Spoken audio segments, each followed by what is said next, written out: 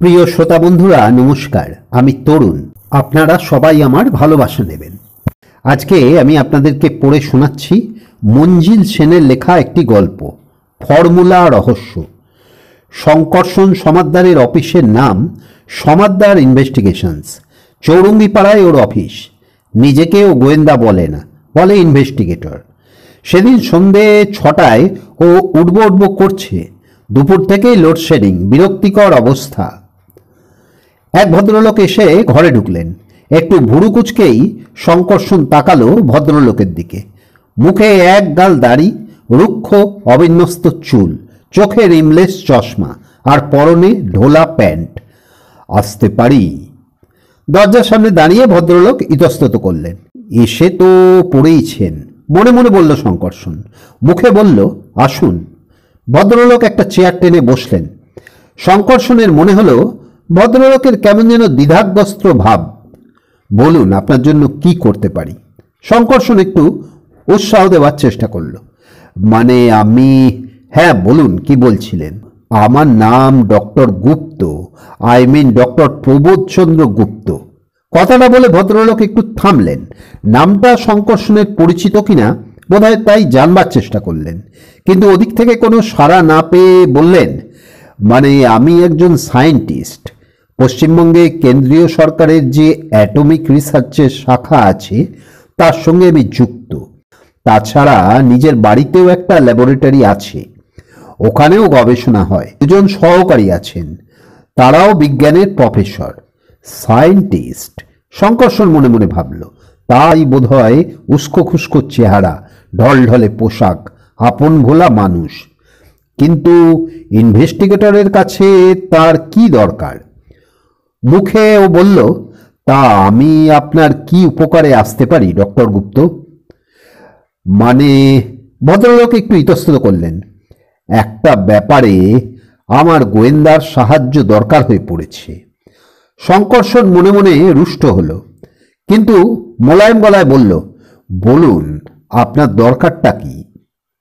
ভদ্রলোক আবার ইতস্তত করলেন, তারপর বললেন, আমার ল্যাব থেকে গতকাল একটা সিক্রেট ফর্মুলা হারিয়ে চুরি গেছে, সেই ব্যাপারে এসেছি। শঙ্কর্ষণ আবার ভুরু কোঁচকালো, বলল, এ তো সিরিয়াস ব্যাপার, আপনি পুলিশে খবর দেননি কেন? ভদ্রলোক একটু তোতলালেন। আমার ধারণা আমার অ্যাসিস্ট্যান্ট ডক্টর হাজারিকাই ওটা সরিয়েছেন। 1 মিনিট, শঙ্কর্ষণ বাধা দিল। আপনি বলছিলেন আপনার দুজন অ্যাসিস্ট্যান্ট? হ্যাঁ, ডক্টর ত্রিবেদী আর ডক্টর হাজারিকা, দুজনেই সায়েন্টিস্ট, তবে আমার থেকে জুনিয়র। ডক্টর ত্রিবেদী 15 দিনের ছুটি নিয়ে এলাহাবাদ গেছেন। আপনি তবে ডক্টর হাজারিকাকে সন্দেহ করছেন? ভদ্রলোক মাথা চুলকোলেন, তারপর বললেন, গত পরশু ফর্মুলাটা ঠিক জায়গায় ছিল, কিন্তু ওকেই আপনি সন্দেহ করছেন কেন? আর কেউ সরাতে পারে না? ল্যাব আমার শোবার ঘরের পাশেই, আমরা 3 জন ছাড়া বাইরের কারো ওখানে ঢোকার অনুমতি নেই। বাইরে সব সময় একজন নেপালি দারোয়ান পাহারায় থাকে। রাত্রে ল্যাব বন্ধ থাকে নিশ্চয়ই? হ্যাঁ, ভেতর থেকেই বন্ধ করা হয়, তাছাড়া গেটে তালা থাকে। দারোয়ান গেটের কাছে ছোট একটা ঘরে রাত্রে ঘুমোয়। আপনার শোবার ঘর আর ল্যাবের মাঝখানের দরজাটা রাত্রে কি খোলাই থাকে? না, বন্ধ থাকে। ওটা খোলা রাখা কোনোদিন দরকার মনে করিনি। রাত্রে ল্যাবে আপনারা কাজ করেন? রাত 9টা পর্যন্ত, তার 1 মিনিটও বেশি নয়। আমি নিয়মটা করেছি।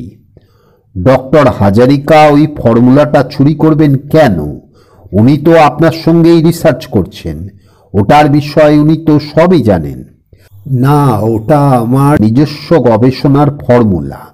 ওটা নিয়ে আমি ভাষা ওদের সঙ্গে আলোচনা করেছি, কিন্তু ডিটেলস খুলে বলিনি। আসলে আমি একটা নতুন ফর্মুলা আবিষ্কার করেছি, যা আমাদের অ্যাটমিক গবেষণাকে অনেক এগিয়ে দেবে। এ নিয়ে ভাবা অ্যাটমিক রিসার্চ সেন্টার আর কেন্দ্রীয় সরকারের সঙ্গে আমার চিঠির আদান প্রদানও হয়েছে। ডক্টর ত্রিবেদী আর ডক্টর হাজারিকা সেটা জানেন। আমার মনে হয় ডক্টর হাজারিকা কৃতিত্বটা নিজে নেবার জন্য ফর্মুলাটা সরিয়েছেন। কোনো বিদেশি রাষ্ট্রের হাতে টাকার লোভে সেটা পাচার করতেও পারেন। ভদ্রলোক চোখ পিটপিট করে বললেন, এই সম্ভাবনাটা আমার মাথায় আসেনি, কিন্তু পুলিশের কাছে যেতে আপনার বাধাটা কোথায়? মানে আমি নিশ্চিত নই যে হাজারিকা ওটা সরিয়েছেন। যদি আমার অনুমান মিথ্যে হয় তবে সেটা বিচ্ছিরি ব্যাপার হবে। তাছাড়া ভদ্রলোক আবার ইতস্তত করে বললেন, উনিও একজন সায়েন্টিস্ট, আমার সঙ্গে অনেক দিনের পরিচয়, কাজও করছি একসঙ্গে। তাই আমি পুলিশকে এর মধ্যে আনতে চাই না, কাগজে কাগজে ঢিঢি পড়ে যাবে। তা আমাকে কি করতে হবে? শঙ্কর্ষণ একটু গম্ভীর হলো। আমার বিশ্বাস ফর্মুলাটা এখনো ল্যাবের মধ্যেই আছে। আপনার কথার মানে আমি বুঝতে পারলাম না। শঙ্কর্ষণ বলল, ফর্মুলাটা আছে একটা বড় খামের ভেতর। সরকারি অফিসে ফাইল পাঠাবার জন্যে যে প্রমাণ সাইজের খাম ব্যবহার করা হয় তার মধ্যে খামের ওপর মোটা লাল কালিতে এ মাথা থেকে ও মাথা পর্যন্ত আড়াআড়ি একটা চিহ্ন আছে, যার সরকারি অর্থ হল টপ সিক্রেট। গালা মোহরে মুখটা আটকানো। ওটা হাতে করে বেরোতে গেলেই দারোয়ানের চোখে পড়বে। তাই আমার মনে হচ্ছে ওটা ল্যাবের কোথাও লুকিয়ে রাখা হয়েছে। আপনি সেটা খুঁজে বার করুন।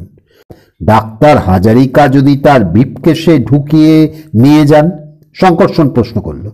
আমি একটা নিয়ম করেছিলাম। ডাক্তার গুপ্ত এবার একটু হাসলেন। কাজ শেষ করে যাবার সময় ব্যাগ কিংবা ব্রিফকেস খুলে বাহাদুর দারোয়ানকে দেখাতে হবে। মানে অ্যাজ এ সিকিউরিটি মেজার। সবাই তা মেনে নিয়েছিলেন। আজ পর্যন্ত কেউ এ ব্যাপারে অসন্তোষ প্রকাশ করেননি। আমাদের গবেষণার বিষয়বস্তু যে গোপনীয় এ ব্যাপারে তো কোনো সন্দেহ নেই। তাই জাস্ট এ প্রিকশন।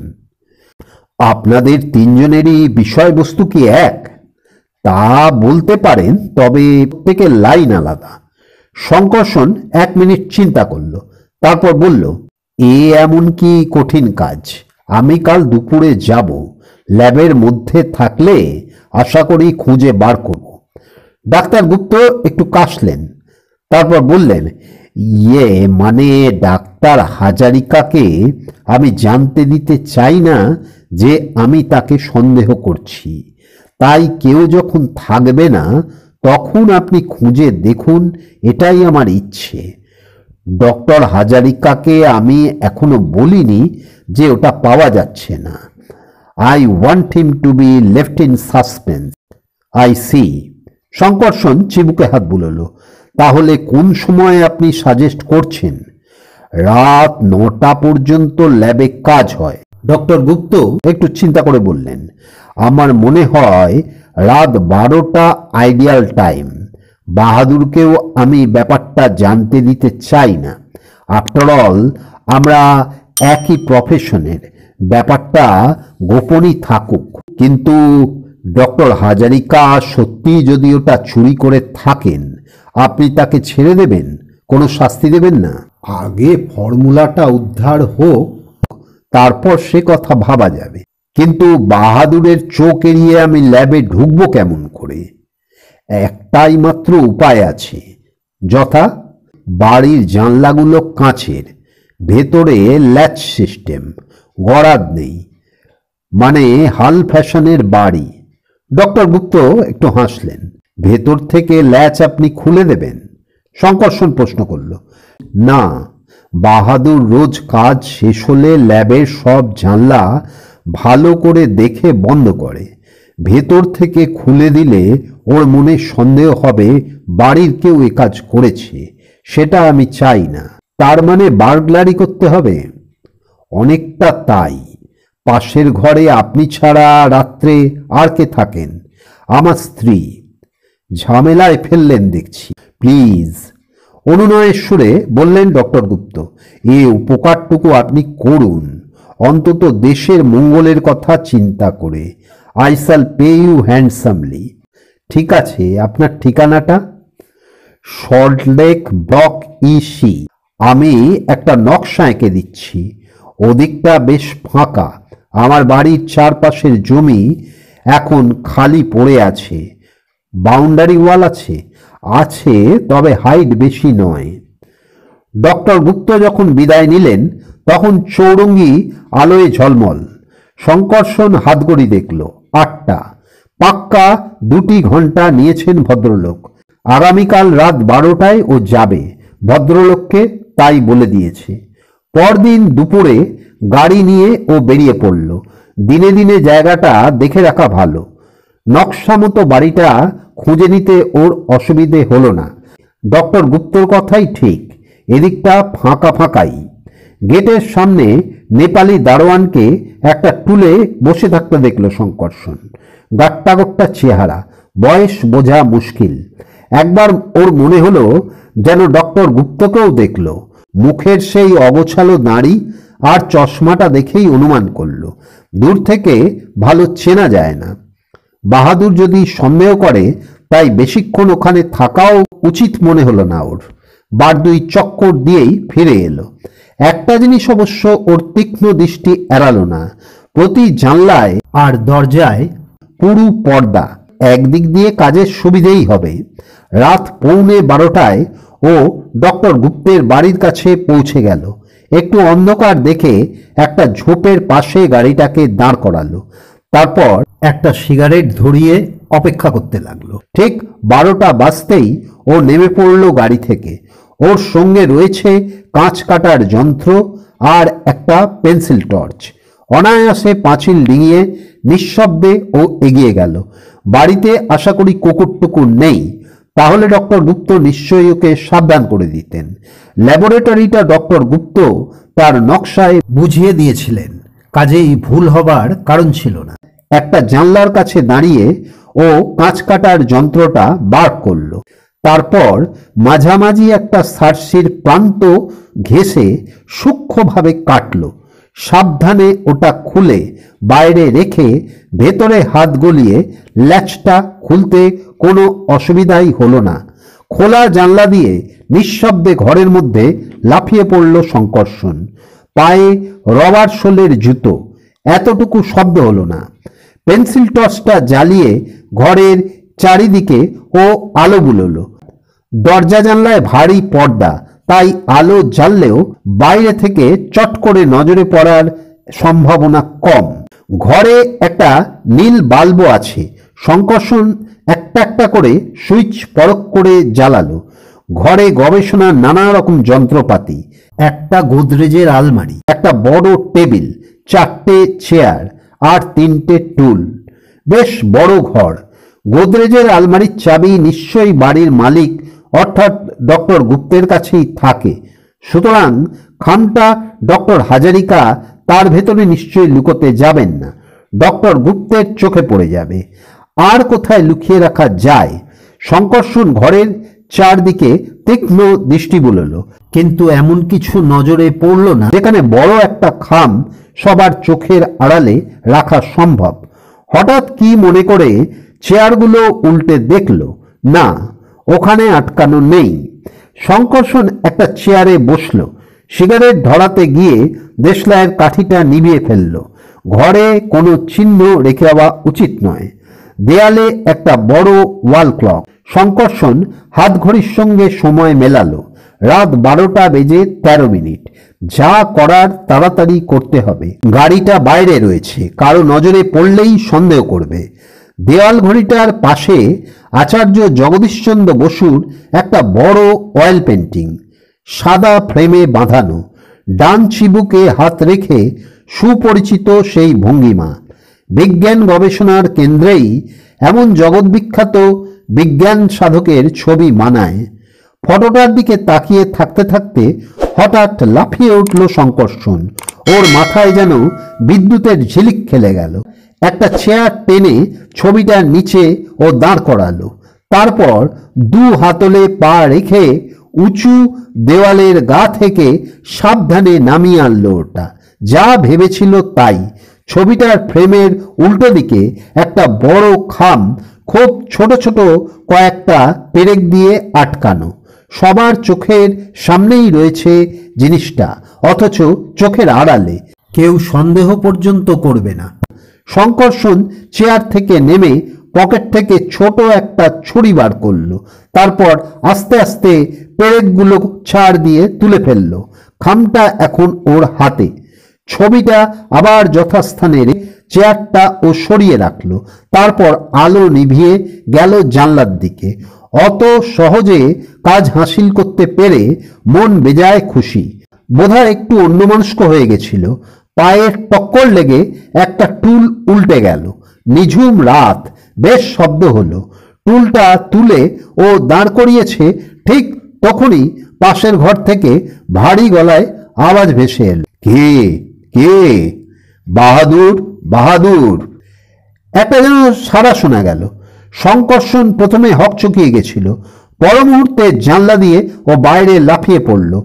বাইরে থেকে জানলাটা ও টেনে দিল চট করে, যাতে ওদিকেই নজর না পড়ে। তারপর এক ছুটে পাঁচিল টপকে একেবারে গাড়িতে গিয়ে বসলো। ভাগ্য ভালো কারো নজরে পড়েনি। কেউ ওই অবস্থায় দেখতে পেয়ে চোর বলে ধাওয়া করলেই হয়েছিল আর কি। গোটা এলাকা জেগে উঠত। গাড়ি স্টার্ট দিয়ে ও নিশ্চিন্ত হলো। কপাল দিয়ে দরদর করে ঘাম পড়ছে। বাঁ হাত দিয়ে পকেট থেকে রুমাল বার করে মুখটা ও মুছে ফেললো। তারপর একটা সিগারেট ধরালো। ডক্টর গুপ্তের মতলবটা কি? তিনি তো জানতেনই আজ রাতে ও ফর্মুলাটা উদ্ধার করতে আসবে। পরদিন বেশ বেলা পর্যন্ত শঙ্কর্ষণ খুব ব্যস্ত রইল। ডাক্তার গুপ্ত এলেন ঠিক সন্ধ্যে 6টার সময়। শঙ্কর্ষণ তার জন্যই অপেক্ষা করছিল। আসুন, আসতে আজ্ঞা হোক। ডাক্তার গুপ্ত ঘরে ঢুকতেই শঙ্কর্ষণ চেয়ার ছেড়ে উঠে তাকে অভ্যর্থনা জানালো। পেয়েছেন ওটা? সাগ্রহে জিজ্ঞেস করলেন ডক্টর গুপ্ত। নিশ্চয়ই। শঙ্কর্ষণ ওর সেক্রেটারিয়েট টেবিলের দেরাজ থেকে খামটা বার করল। ডক্টর গুপ্ত ওটা ওর হাত থেকে প্রায় ছিনিয়ে নিলেন। চোখ দুটো উজ্জ্বল হয়ে উঠল। আমার ফিসটা?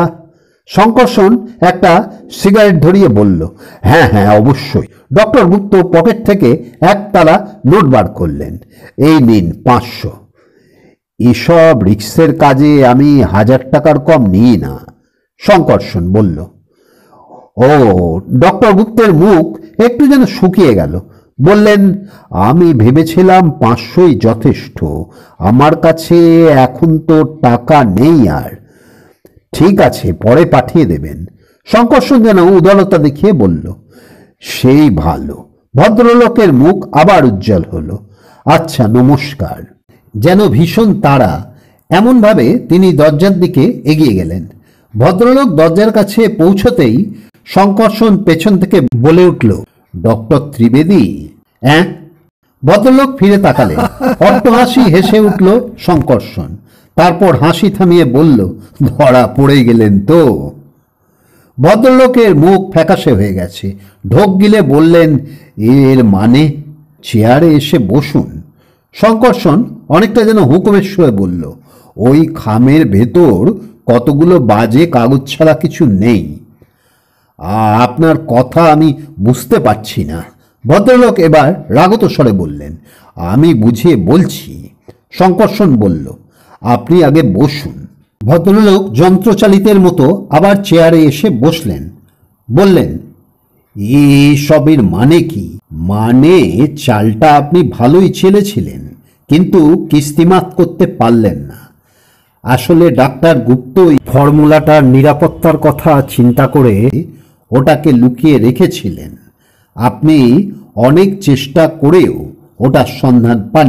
তাই আমার কাছে ডক্টর গুপ্তর ছদ্মবেশ ধরে চমৎকার একটা গল্প ফাঁদলেন, যাতে আমাকে দিয়ে কাজটা হাসিল হয়। প্রথম থেকেই আপনি ডাক্তার হাজারিকার ওপর সন্দেহ ছড়িয়ে দিয়েছিলেন, যাতে পরে কিছু ঝামেলা হলে আমার কথা কেউ বিশ্বাস করবে না। কারণ এলাহাবাদ গিয়েছেন ডক্টর হাজারিকা, আপনি নন। গতকাল আপনার ছদ্মবেশ দেখে আমার মনে সামান্য খটকা জেগেছিল। দাড়িটা যেন কেমন বেখাপ্পা। ভেবেছিলাম আত্মভোলা বিজ্ঞানীরা বোধহয় চেহারায় পোশাকে এমনই হবেন, কিন্তু যা আমাকে অবাক করেছিল তা হলো আপনার কথাবার্তা আর আচরণ। আপনার কথাবার্তায় একজন নামী বিজ্ঞানীর ব্যক্তিত্বের ছাপ ফুটে ওঠেনি। কেমন যেন দ্বিধাগ্রস্ত ভাব, মানে আপনার পার্সোনালিটি আমাকে অভিভূত করেনি। তবে স্বীকার করতে লজ্জা নেই, তেমন সন্দেহ আমার মনে জাগেনি। তারপর কাল রাতে খামটা আবিষ্কার করার পর যখন চলে আসব, দৈবাত, হ্যাঁ দৈবাতই বলবো, আমার পায়ে লেগে একটা টুল উল্টে গেল। বেশ শব্দ হয়েছিল। পাশের ঘর থেকে রাশভারী গলায় কে যেন বলে উঠলেন, কে কে বাহাদুর বাহাদুর। যে প্রশ্নটা প্রথমেই আমার মনে এলো তা হলো ডাক্তার গুপ্ত নিজেই আমাকে কাজটা করতে বলেছেন। তবে এই এত রাতে একটা হাঁকডাক করে একটা সিন ক্রিয়েট করছেন কেন? তাছাড়া এই গলার শর্ত একেবারে অন্য। ব্যাপারটা আমার ভালো লাগলো না। তাড়াতাড়ি ওখান থেকে পালিয়ে এলাম। আসল রহস্যটা ততক্ষণে আমার মাথায় দানা বাঁধতে শুরু করেছে। আজ সকালেই টেলিফোন ডিরেক্টরি দেখে ডক্টর হাজারিকাকে ফোন করলাম। বাড়ি থেকে একজন বললেন উনি এখন এলাহাবাদে, 4-5 দিনের মধ্যেই ফিরবেন। ব্যাপারটা এবার আমার কাছে স্বচ্ছ হয়ে গেল। আপনার বাড়িতে ফোন করলাম, শুনলাম একটু আগেই আপনি বেরিয়ে গেছেন। আসলে আপনি এক ঢিলে 2 পাখি মারতে চেয়েছিলেন, নির্বিঘ্নে খামটা হাতানো আর একটা কনফিউশন সৃষ্টি করা। অর্থাৎ আমি যদি ধরা পড়ে যেতাম আর বলতাম ডাক্তার গুপ্ত আমার সঙ্গে দেখা করে ডক্টর হাজারিকার উপর তার সন্দেহের কথা আমাকে বলেছিলেন, কেউ আমার কথা বিশ্বাস করত না, কারণ ঘটনার সময় ডক্টর হাজারিকা ছিলেন এলাহাবাদে। তারপর খামটা হাতিয়ে ডক্টর গুপ্ত পুলিশের শরণাপন্ন হলেও আপনার বিরুদ্ধে কোনো প্রমাণ ছিল না। আপনারা ল্যাব থেকে বেরোবার সময় বাহাদুর আপনাদের ব্যাগ বা ব্রিফকেস খুলে দেখে। সমস্ত ব্যাপারটা পরিষ্কার হয়ে যেতেই আমি আমার এক বন্ধুর সঙ্গে দেখা করলাম। সে সায়েন্স কলেজের অধ্যাপক। তার কাছে ডক্টর গুপ্ত সম্বন্ধে জানতে চাইলাম। তার সম্বন্ধে আমার বন্ধু উচ্ছ্বসিত প্রশংসা করল। বলল মস্ত বিজ্ঞানী। সায়েন্স কলেজের একটা অ্যানুয়াল উপলক্ষে ছাপা একটা ম্যাগাজিন ও আমাকে দেখালো। এখানে একটা গ্রুপ ফটোর মধ্যে ডক্টর গুপ্তও আছেন। দাড়ি আর রিমলেস চশমা থাকলেও গতকাল যিনি ডক্টর গুপ্তের পরিচয়ে আমার কাছে এসেছিলেন তার সঙ্গে চেহারায় যথেষ্ট অমিল। আমার মনে আর কোনো সন্দেহ রইল না। আমি ভাবলাম ওই টুলটা যদি না উল্টাতো তবে তো আমি মহাপাতকী হতাম। যে অপরাধ করেছি সেটা সংশোধন করা দরকার। আজ বেলা 2টোর সময় আমি ট্যাক্সি করে ডক্টর গুপ্তর বাড়ি গেলাম। বাহাদুর বাইরে বসেছিল। ট্যাক্সি দাঁড় করিয়ে আমি সাদা রঙের বড় একটা খাম তার হাতে দিয়ে বললাম, ডক্টর গুপ্ত ওটা চেয়ে পাঠিয়েছেন, খুব জরুরি।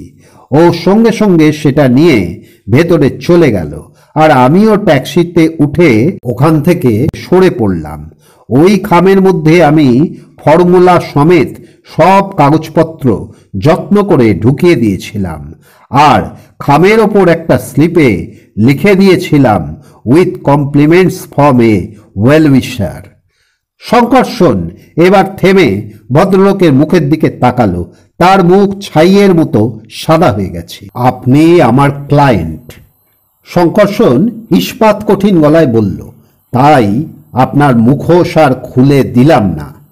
কিন্তু ছি ছি, আপনি একজন বিজ্ঞানের সেবক হয়ে এত নীচ কাজ করতে পারলেন?